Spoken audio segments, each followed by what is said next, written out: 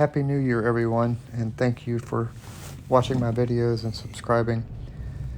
I wanted to give you an update that's a 140,000 mile update, and also an update on my new 104 mile commute that I have to do to go to work.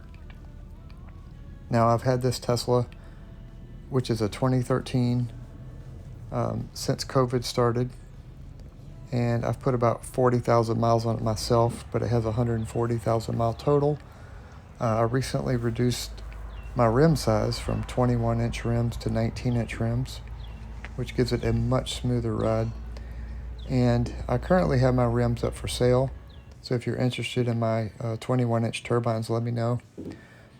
Getting back to the efficiency, it's so much more efficient, it's quieter, and there's just the road noise is greatly reduced. The only thing you give up is a little bit of corner handling prowess, whereas those 21 inches have, very low profile rubber. But I feel the trade-off is worth it, and I'm not really a fan of low profile tires after having them. I know some guys can live with it, but I just can't. I can't do the commute with it. It's just too much vibration coming into the cabin. Even though this Model S does have air suspension, it just still is a much more comfortable ride with the 19-inch wheels. Now, at 140,000 miles, this car has been bulletproof. It's on the original battery. The second motor, which was replaced within a year of ownership, so it's basically a 9-year-old motor at this point. And this car, because it's New Year's, is turning 10 years old. So this is a 10-year-old Tesla, and like I said, she's going to be my super commuter.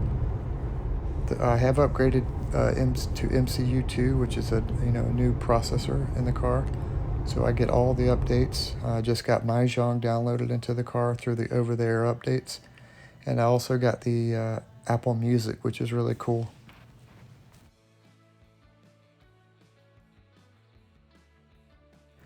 I'm still kind of bummed that the passenger can't play games while the car's moving, but I understand the safety aspect of it. But yeah, this car is still getting updates, just like, the newer cars.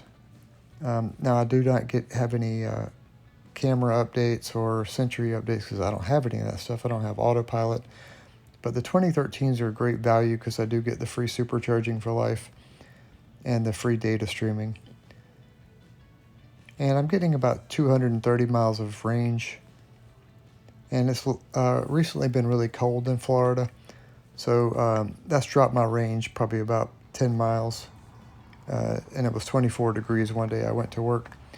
I want to touch base on how expensive cars are and how really the Model S is an incredible deal if you get one used. For example, this is a $74,000 plug-in hybrid Jeep. Which I think is insane. And then, there's the plug-in hybrid minivan, which is the Chrysler Pacifica, which this one's $56,000. If you're looking for a deal and you want an electric car, there's just not a lot of really inexpensive choices out there. And this car, for me and some of my other friends who've bought used Tesla Model S's, they've been really bulletproof. You do have to take a gamble with the battery, which I know could be between $15,000 and $20,000 replacement cost. But there are some Tesla Model S's out there that are, 200, 300,000 miles on the battery. Now, looking at, here's the Bolt EUV for $40,000, which is kind of crazy. But yeah, like I'm saying, the Model S has just been so good, and it has so many features still, the heated seats and the front trunk and rear trunk. Amazing acceleration. I still get 0 to 60 in 4.2 seconds, which is incredible. And it's just such a comfortable cruiser going down the road.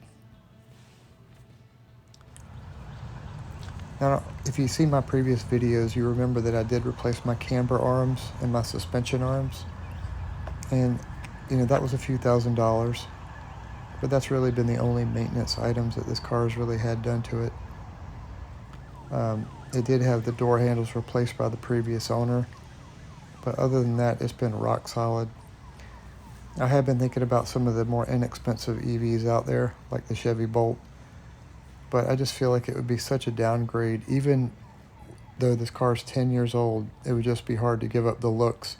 To me, the Model S can look so beautiful when you trick it out. Now, if you guys have any questions about EVs or the Model S or anything like that, please leave comments so I can answer your questions. And don't be scared of getting an old Tesla and trying it out. Thank you for watching and have a great day.